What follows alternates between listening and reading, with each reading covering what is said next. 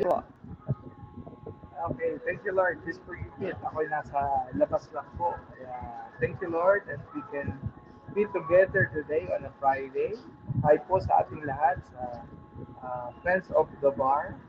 Salamat at tayo muli na pinagsama-sama ni Lord, pinagtagpo-tagpo ni Lord ngayong hapon na ito. Hallelujah. Eksakto po, alas 3. Isahan muna natin po ng Divine Mercy Prayer. It is 3 o'clock. In the name of the Father, of the Son, of the Holy Spirit. Amen. You died, Jesus, with the source of life, flowed out for souls with the ocean of mercy, cover up for the whole world. O fountain of life, immeasurable divine mercy, cover the whole world and empty yourself out upon us.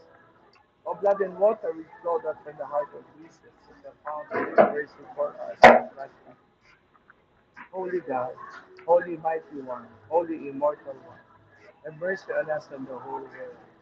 Holy God, Holy Mighty One, Holy Immortal One, have mercy on us and the whole world. Holy God, Holy Mighty One, Holy Immortal One, have mercy on us and the whole world.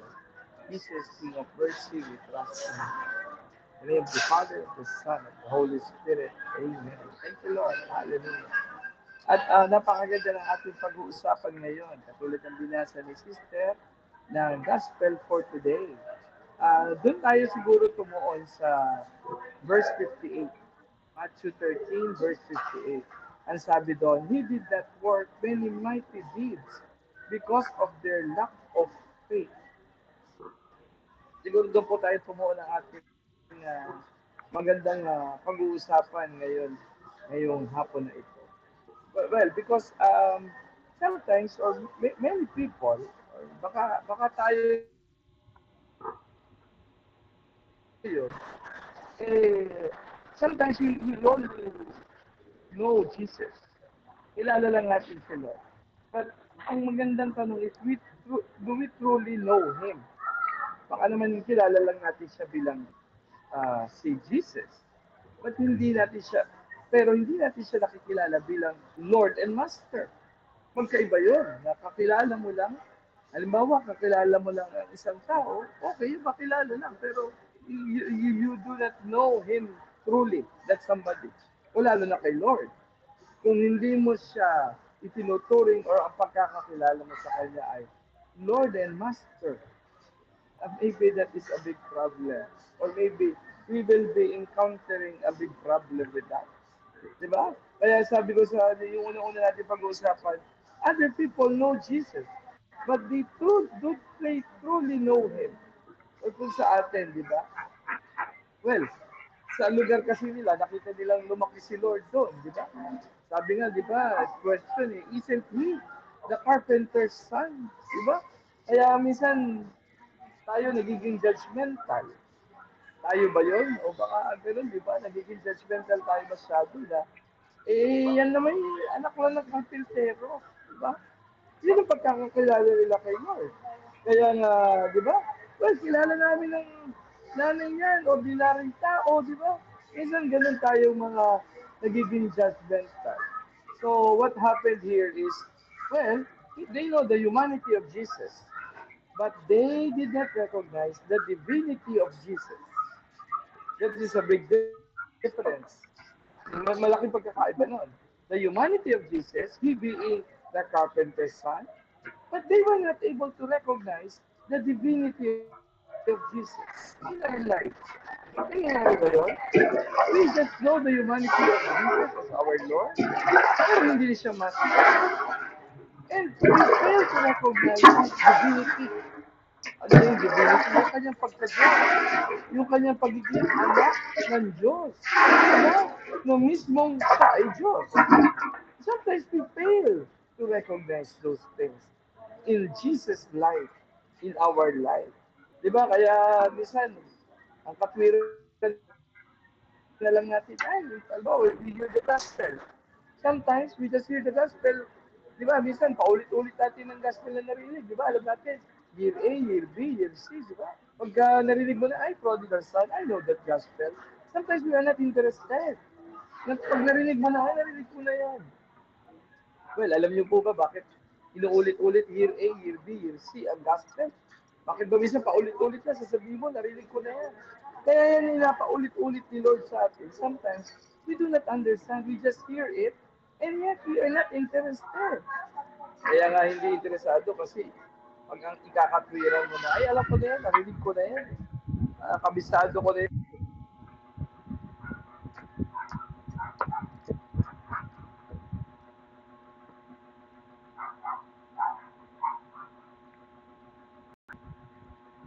Okay po ba ako? Pasensya na. Nawawala-wala po.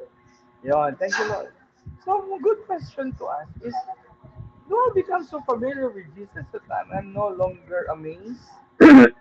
What does it mean when you are not no longer amazed? Sobrang too much familiarity. Problem with that is, if you are not so much amazed, yung parang wala ka ng sense of awe.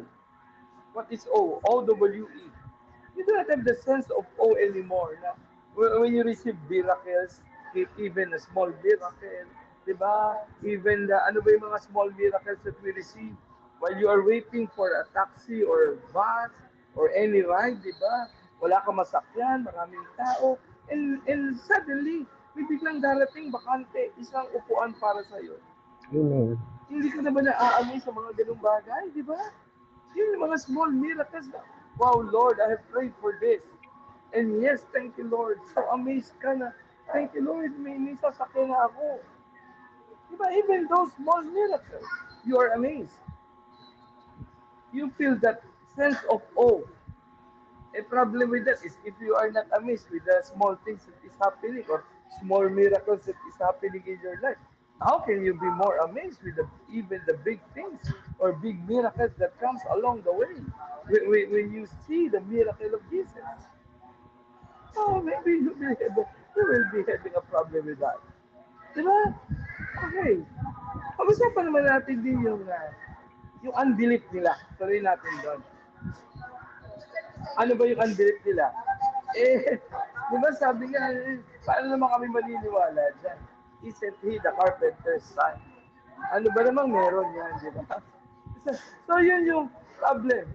If you have that unbelief, minsan nalilimit yung iyong unbelief dun sa mga gustong gawin sa iyo ni Lord. Sa mga magagandang plano sa iyo ni Lord. Why? Because of your unbelief. Because you do not believe. There's a problem there. You So, do not believe. hello po. Meron po yata pa-unmute po. Meron. Medyo hindi po nakamute.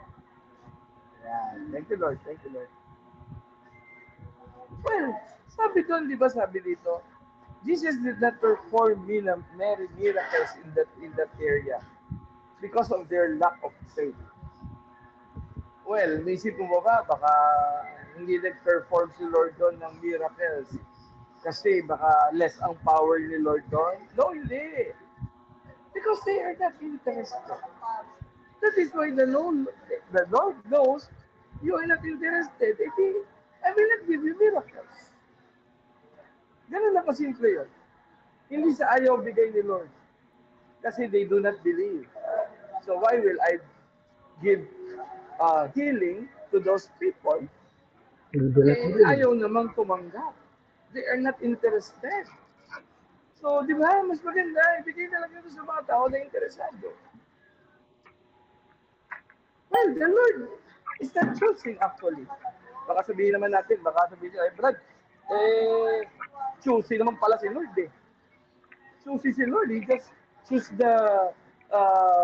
those people na mahihil. No. Di ba, you remember the parable of the sower 2 Sundays ago?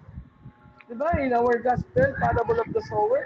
Yung sower nagsabog lang eh. Di ba, nagsabog lang, nagsabog. Hindi na mili kung saan papatak yung saan papatak yung linya. So, ganun din si Lord. Lahat, pinagbibigyan niya. Kaya lang problem is, other people are not interested. That is the big problem with that. So, yung grace ni Lord hindi magpo-flow. Bakit hindi magpo-flow? So, are not interested. Ayaw mo i-consume it. That's the problem with that. ayaw mo i-consume. So, it will not flow. Diba? Hindi mo masasabi na susi si Lord. Ang problem lang, if you have that unbelief, ay hindi ka gagaling. Ano ba magandang example of that? Maybe, example for that is, masakit ang ulo mo. You have a headache. You have a headache, then somebody gives you a medicine. Binigyan ka ng gamot na hindi kilalang dito sa Pilipinas, hindi masyadong kilala ang Panadol. When I was in Hong Kong, Panadol lang daw, wala daw biogesic. So, Panadol, halimbawa, I have a headache, then somebody gives me a Panadol. Oh, ito, you drink Panadol, may headache ka eh. When I saw that medicine, ay, Panadol. Hindi ko kilala yung brand. Anyway, sabihin nang nagbigay sa inumin mo na kasi, parang wala sakit ang ulo mo.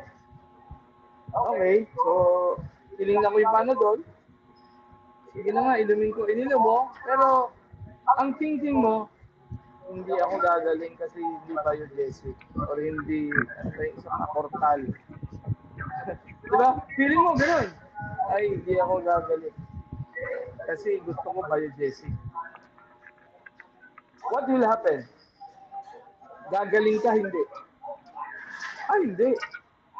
Kasi kahit wala mo yung gamot, pero lumalaban 100. pakiramdam, yung pakilasa na alam mo, hindi ka gagaling doon. Hindi ka talaga gagaling. Because of your unbelief of that medicine. Because what you know is you just want a biogesic Salamat. portal, you know, hindi ka gagaling. Hindi ka talaga gagaling doon. There's a problem with that. Kasi you have that unbelief of that unfamous medicine that you are going to do. Di ba yan yung problem? Kaya, hindi nakakakilos na dapat maging milagro yung gamot na yun, kasi hindi ka naniwala. Yan din sa ating pinag-uusapan ngayon. Because of their unbelief, they are not interested. Because he is just a carpenter's son. Di ba? Marami sa ating buhay, gano'n. Kasi hindi makakilos si Lord. Because of our unbelief. What are the other things that we do have that unbelief? Ano yun? Minsan, karamdam mo, hindi kaya ni Lord itong sitwasyon sa buhay ko ngayon. Itong problema na ito, hindi kaya ni Lord.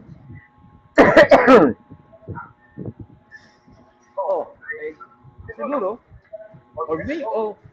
kung ano man pinipray mo, kasi alam mo, hindi kaya ni Lord, hindi talaga makilos ang Diyos. Ito sa gusto mo. Kasi hindi ka interesado. Diba sasabihin ni Lord, interesado akong ibigay sa iyo ito eh. Ibigay itong grace na to. But you are not interested. Then how can that grace flow into your heart, into your life? How can that healing pass through you and you are not interested? Then, definitely, it will not. How many times in our life, di ba, na nangyayari yun? Na hahanapin mo, Lord, nasa na ba yung milagro? Abang ka lang ng abang ng milagro, pero hindi mo naman gusto yung milagro. Minsan pa ang gusto natin, lagi tayo nagmamadali, gusto natin instant. Sanay na tayo sa instant noodles, di ba? Lahat instant, gusto agad. Ready na yung kakainin. But hallelujah, let us always remember, there is always process. At si Lord, ayaw niya ng shortcut. Well, meron namang mga miracles, di ba, na instant yung mga healing. But hallelujah, sometimes, hindi instant yung healing. Or many times in our life, those are progressive healings. What is the difference between instant healing and progressive healing? Progressive healing is progressive. Hindi sa Tagalog, sa amin in the province, sa Mindoro, ang tawag namin doon, utay-utay. Di ba na? Natok ko na ito sa inyo. Previous ating mga prayer meetings, di ba? Yung utay-utay. Ayaw ni Lord agad. Minsan, gusto niya may proseso muna, progressive na. Dahan-dahan ng Tagalog. Bakit dahan-dahan? Gusto niyang mahil muna yung ibang areas of your life because before He gives that the thing that you are be praying for. Bakit? Bakit hindi agad-agad? Pwede namang instant, di ba? Na lagi nating hinihingi. Kaya hindi yun agad-agad. Gusto ni Lord na matuto ka pa with any situation that is happening in your life because of that. Okay po ba? Naputol ko ako. Ayan. Gusto ni Lord, may proseso. Gusto pa niyang ayusin. Kaya hindi pa niya agad yung pinagkakaloob yung iyong idinadasal. Bakit hindi agad pinagkakaloob? Halimbawa, may hinihingi ka. Eh biglang ipagkakaloob na pala ni Lord sa'yo sana, baka pag pinagkaloob sa'yo ni Lord, baka yumabang ka. Diba? Baka maging, diba? Ang aasahan mo yung sarili mo, hindi glorified si Lord because of the things that is happening to you. Oh, kaya siguro, hindi pa binibigay. Or kaya talagang hindi pa binibigay ni Lord. Bakit? Alam ni Lord lahat eh. Let us always remember, I've been telling you about this already, and you've been hearing this from other speakers, other priests, other bishops, di ba? Na walang hindi alam ang Diyos. Ano man struggle you might be encountering right now, wala pong hindi alam si Lord. Alam ni Lord everything what is happening in your life. Every struggle, every difficulty, He knows everything about it. Eh bakit hindi nga binibigay? Kasi nga, may gusto pa siyang ayusin sa iyo. Maybe you are not yet ready. Para lang yan, nagtatayo ka ng bahay. Diba baka hindi pa kompleto yung poste. So sa tinatayo mong second floor, third floor, or fourth floor of your house. Hindi pa ready. Kailangan pa dagdagan ng mas mahal. Matibay na poste.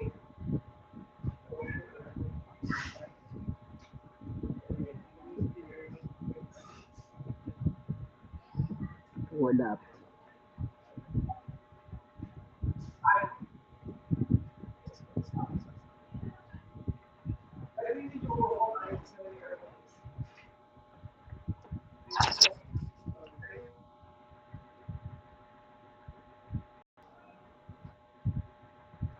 Okay po ito.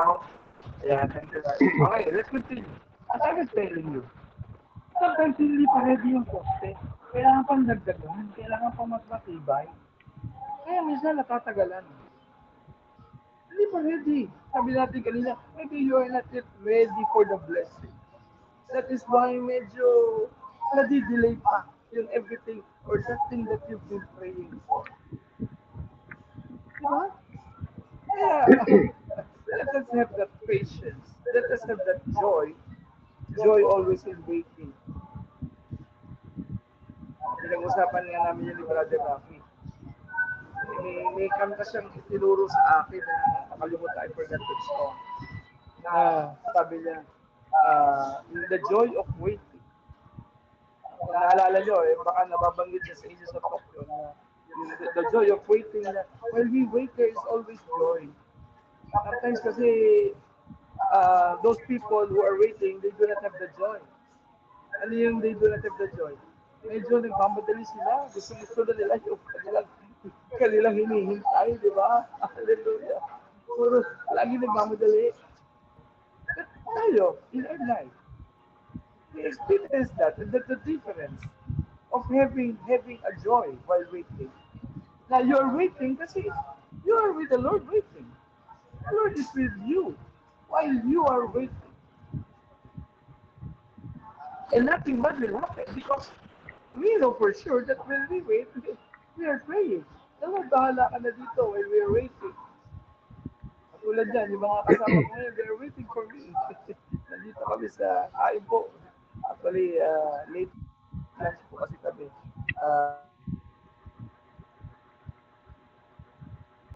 Sino? Sabi natin kanina, yun, siyempre po, the joy of waiting. Eh, kasi pagka wala ang joy, while waiting, di ba sabi ko sa inyo, I mentioned to you to this, to you before, di ba? While waiting, nakalumba pa, ang tagal naman. Ano ba naman yung blessing na hinihintay ko? Di ba? There's no joy. But if there's joy in waiting while you are waiting, Lord, I know, di ba? Thy will be done. I'm praying for it. Thy will be done. That something good will happen. Di ba? Alam niyo yung Tagalog na kanta? Mayroong magandang mangyayari sa'yo. Di ba? Yung magandang mangyayari because God is there. God is waiting with you. There's a big factor there when we say, when we know that kasama ko naman si Lord eh. Why will I be lonely? Why will I be sad? Why will I be sad?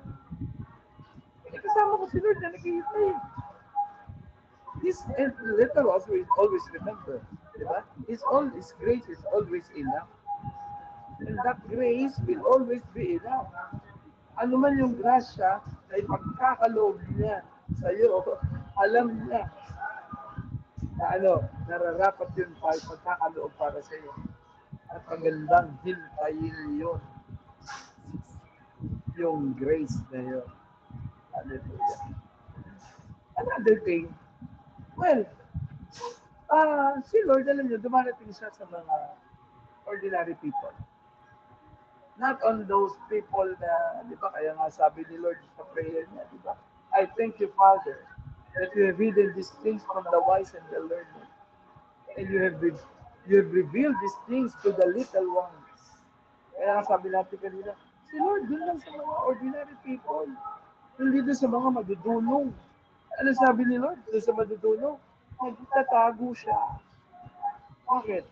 Kasi hindi interested yung mga madudulong sa kanya. Di ba? Well, si Lord, hindi pa padala ng mga tao na uh, instruments para makita mo yung presensya ni Lord. Na yung grasya, yung grasya ni Lord, diba? To other people, mararamdaman mo na His grace is enough and His presence is always available. He uses other people. And kaya minsan mahirap nating i-underestimate yung ibang tao na pinanadala ni Lord. Na minsan magugulat ka na lang, bakit pinadala ni Lord itong tao na ito? Ang ibig sabihin, doon dadalo yung biyaya at pagpapala sa pamamagitan ng mga tao na nakakasalamuha natin. Amen po. Ano? Kaya magandang isipin natin pala na lahat ng mga sabi natin kanina, mga pinadadala ni Lord, mga bagay, mga instrumento na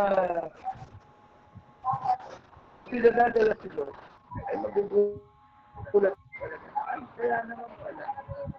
May purpose naman pala ito. Di ba?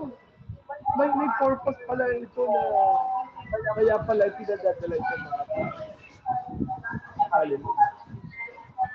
Kanina nabanggit natin about familiarity. Sometimes we are so much familiar.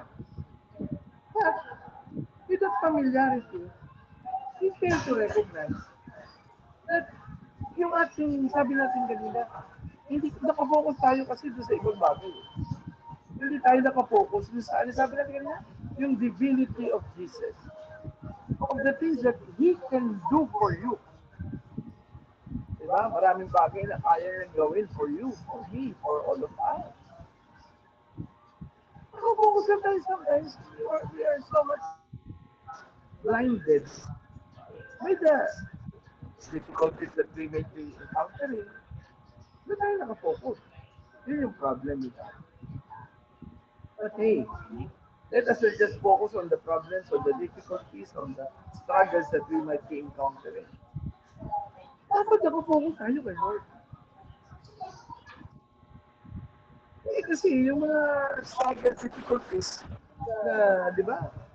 Sabi natin kanina, kaya nga siguro magandang idadasal natin eh. Lord, tanggalin mo itong familiarity in me, that blindness that is happening in my life, or that blindness in my eyes na overpower no alin, yung too much familiarity doon sa mga bagay na kaya mo palang gawin, Lord. Wala, nagiging so much familiar lang with the things that I see, with the things that I hear. Pero hindi drilled yung salita ng Diyos sa buhay mo, sa buhay natin. Why am I using the word drill? Ano ba Tagalog sa drill? Yung binabarela. Diba? Yung binabarela. Kaya, maganda na nababarela ng salita ng Diyos, yung buhay mo, yung puso natin. Eh, di ba, alam naman natin, pag dinidrill, di ba, ganun yung drill? Dapat drill. Para ano? Pasok na pasok. Para tumitimo yung salita ng Diyos sa'yo. Kasi kung hindi drill, well, madaling ma-snatch. Sabi nga natin kanina, nabanggit natin yung parable of the sower. Diba? Snatched away by the devil. The word of God can easily be snatched by the devil. By other circumstances that may be happening in your life. Yun na nagiging problema. Kaya sabi na natin kanina, dapat siya ay drill into our hearts, into our lives. Diba? Kaya,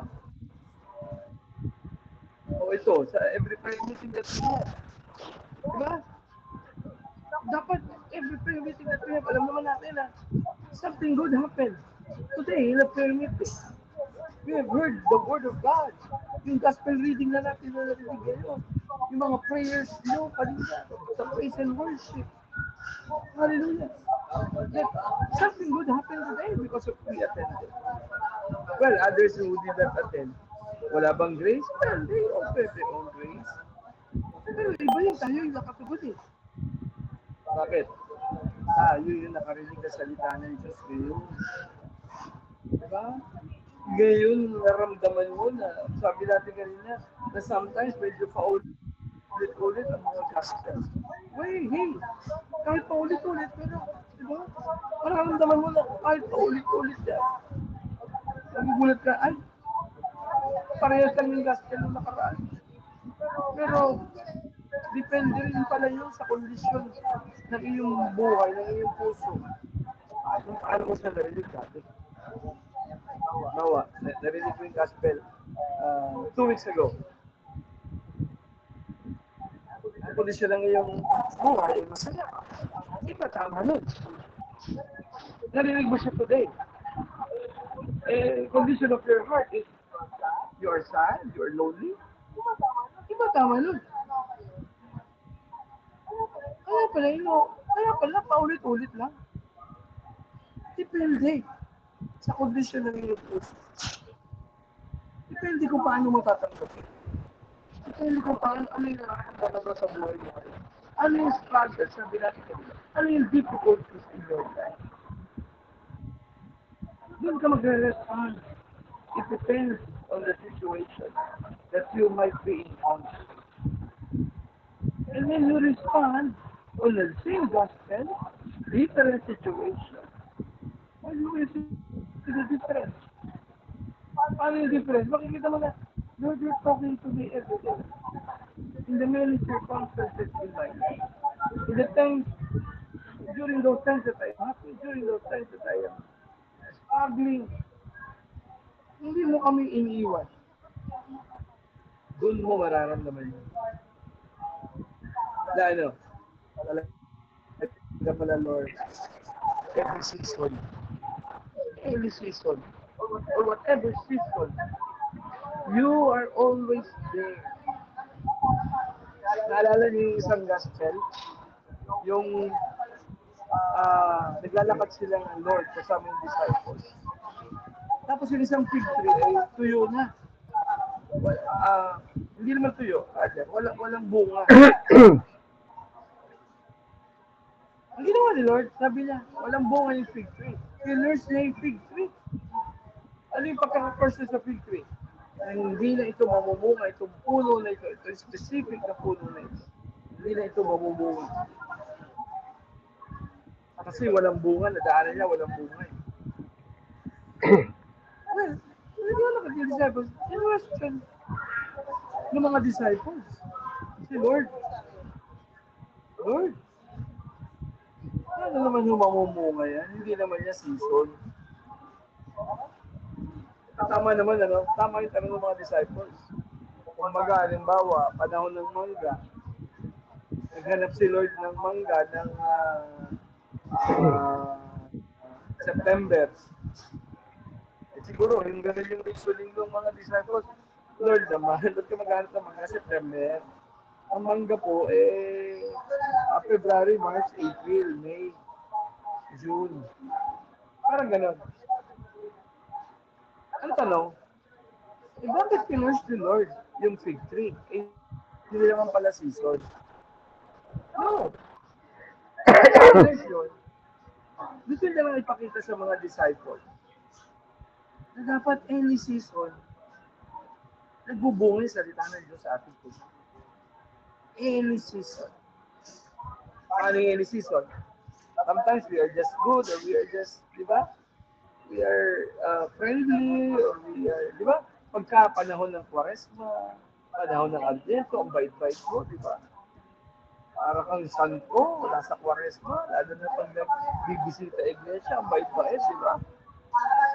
Pero nung ibang season, hindi tapos yung Kwaresma, tapos na yung Advento, ano yun, hindi ka na mabait?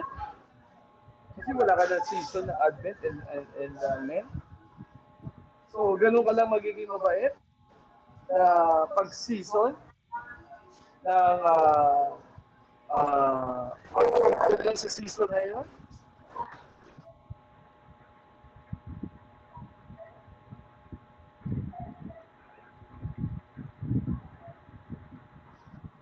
Diba? There's a problem with that. So, in every season, yun ang gustong mangyari doon. Ano?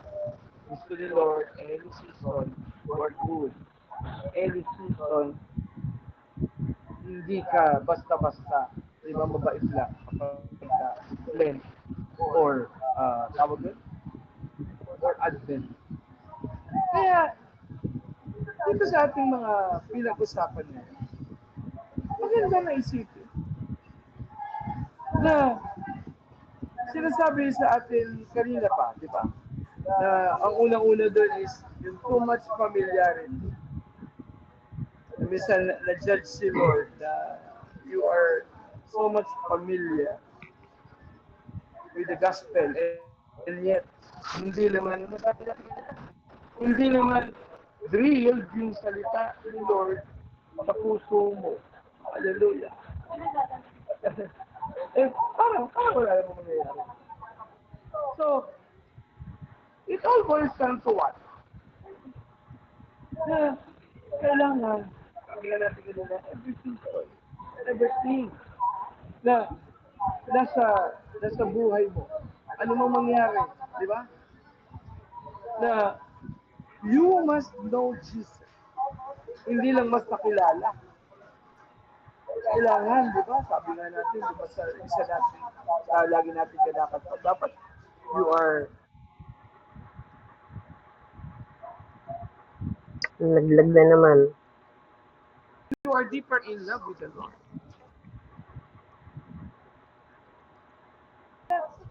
Deeper in love with the Lord. And how can we, di ba, see things in whatever situation? Sabi natin kanina, maraming iba-ibang sitwasyon sa ating buhay. Hindi mo makikita ang Diyos doon. Bakit? You are not deeper in love eh. Diba? Hindi mo mararamdaman, sabi natin kanina, hindi drilled yung salita ni Lord sa iyo. Wala mangyayari. Diba? We just see the humanity of the Lord and we do not see His divinity. And as we end, sabi natin, when we see the divinity of Jesus, then truly we can see na na lahat kaya niyang gawin for you. Lahat pwede niyang ayusin.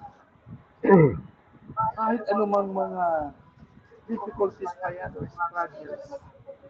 Sabi natin kanina, di ba? Lahat alam niya. Wala siyang hindi alam. Hallelujah.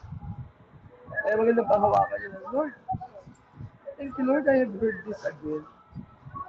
Or maybe some of you are struggling. Parang feeling mo, parang hindi naman alam yata ni Lord yung struggles ko ngayon. Parang hindi naman yata niya naiintindihan. No. Imposible po na hindi niya alam. Alam niya yun. Eh, sabi natin kanina, kung alam niya, bakit hinahayaan niya? Di ba sabi natin kanina, hinahayaan niya. Para mas ayusin, may aayusin pa siya for you. Ano, tanging glorified si Lord, pagka hinayaan mo siya mag-ari. Pagka hinayaan mo na siya na yung bahala. It's a struggle or difficulty that you might be or you may be encountering. Doon mo talaga masasabi na makakanta mo siya na, makakanta mo siya na, crown him King of Kings, crown him Lord of Lords. Amen?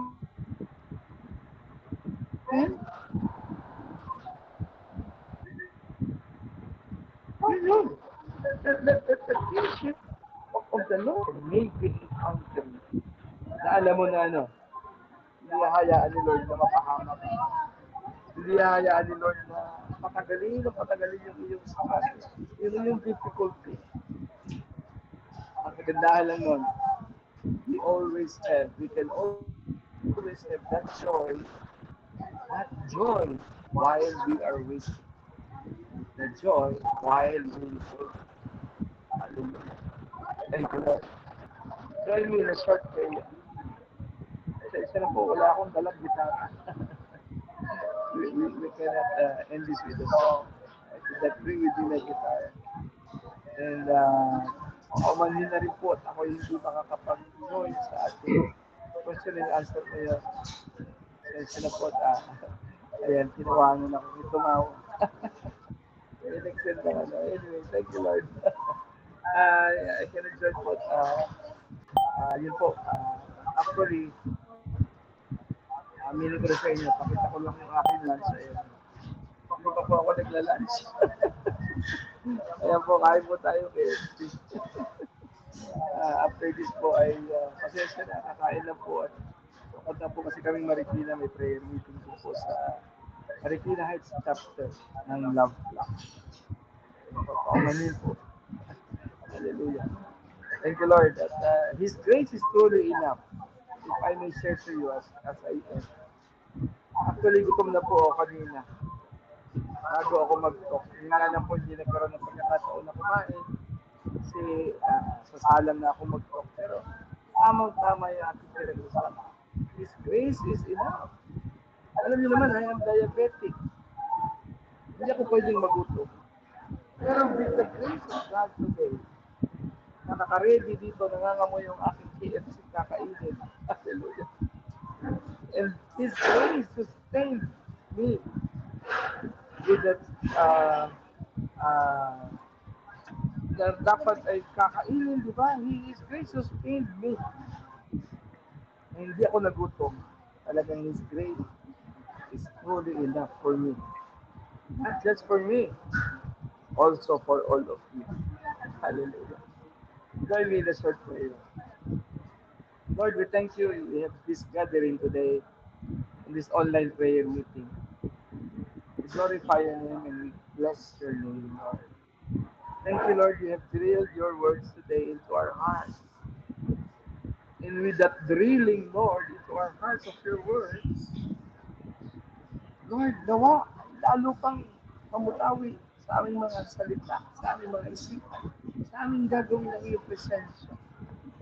Patuloy namin maibahagi ito. We can share this to our family, to our loved ones, to members of the Friends of the Bar, in every charismatic community that we go, we come along the way, we meet along the way, right? Bless our employers. Bless our businesses. Bless our families.